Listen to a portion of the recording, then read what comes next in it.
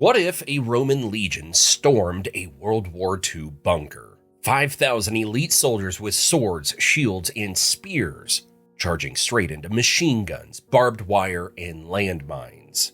No guns, no explosives, no idea what a bullet even is. Do they stand a chance or get erased in seconds? At first glance, it's a slaughter, but when you break it down, terrain, numbers, tactics, things get weird. Because if this plays out like most ancient versus modern battles, it's over fast. We've seen it before. 168 Spanish troops showed up with boomsticks and armor, and roughly 6,000 Inca warriors crumbled in minutes. Guns, steel, and total confusion. They thought horses were monsters. Now imagine a Roman legion marching into a trench-filled battlefield, hearing the deafening rip of an MG-42 firing 20 rounds a second, and watching entire ranks drop before they even see an enemy face. That's not a battle. That's psychological collapse. The Romans don't know what a landmine is. They don't understand barbed wire. And when the first few hundred fall without a single javelin thrown back, panic hits fast. They break formation. They scatter. The front line collapses into a pileup of bodies and dropped shields. That's modern warfare's biggest cheat code: shock and awe. Overwhelming force that breaks morale before anyone even knows what's happening. And if that's how this goes down, the Legion's done in under 10 minutes.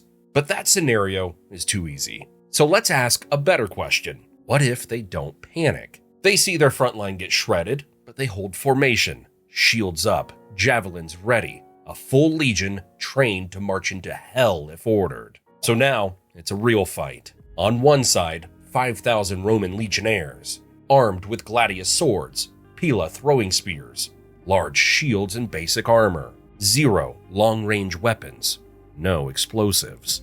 On the other side, a small World War II bunker crew, maybe 10 to 15 German soldiers, equipped with MG-42 machine guns, Mauser rifles, grenades, and reinforced concrete walls, surrounded by barbed wire, trenches, and landmines. The battlefield? A wide-open field. No trees, no cover. The Romans have numbers, discipline, and pure willpower. The bunker has range, weapons, and one giant advantage. It was designed to survive World War II, not spears. This isn't just about firepower, it's about how long each side can keep fighting. The bunker crew has a major edge in defense, but they're not invincible. MG-42s fire fast, up to 1,200 rounds per minute. That means they burn through ammo like crazy. They'll also need to swap barrels every 150 rounds or risk overheating the gun. The crew might have several thousand rounds on hand, stacked in belts, ready to go. But even that can deplete quickly under sustained fire. Grenades? They'd likely have a few crates, each holding 15 M24 stick grenades, useful for clearing trenches or tossing at enemies near the firing slits. But just like ammo, they don't restock. Food and water? Enough for a few days, maybe a week max. These bunkers weren't stocked for sieges. They were built to hold until help arrived. But even with limited supplies, one well-covered MG can hold off hundreds, as long as it keeps working. Now the Romans, they're built for long campaigns. They carry food, water, and equipment to last weeks. And 5,000 of them means they can rotate units, rest, and regroup. But here's the problem. They have nothing that can break concrete. Even if their siege weapons had time-traveled with them, they'd be useless here. No battering rams, no ballistas, just iron-tipped spears and muscle. So even if they surrounded the bunker, they can't get in, not without taking massive losses first. And if they wait too long, the bunker might get reinforced. That's the real clock ticking in this fight. Can the Romans figure something out before there's no one left to fight? They've faced impossible odds before. Not bullets, but fortified cities, traps, and siege after siege. And when brute force fails, Romans get creative. Shield walls? Sure, they could lock shields into a moving testudo and crawl forward. But against an MG-42, that's just a slower way to get shredded. One burst and the formation turns into a pile of twisted iron. Trenches. They've dug them before, but not while being mowed down by machine guns. And they don't even have shovels on them, or any kind of cover. Night assault. Now we're talking. No night vision means defenders are blind after sunset. A 3 a.m. charge? Shields up, pila ready.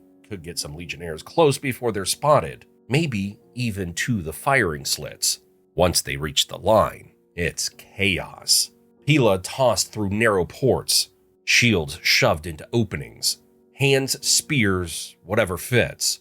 If they're lucky, they jam a barrel or hit someone inside. The only real tactic they've got is swarm and overwhelm. Throw hundreds at the bunker, take the fire, hope a few make it to the trench. It's not even a strategy, it's sacrifice.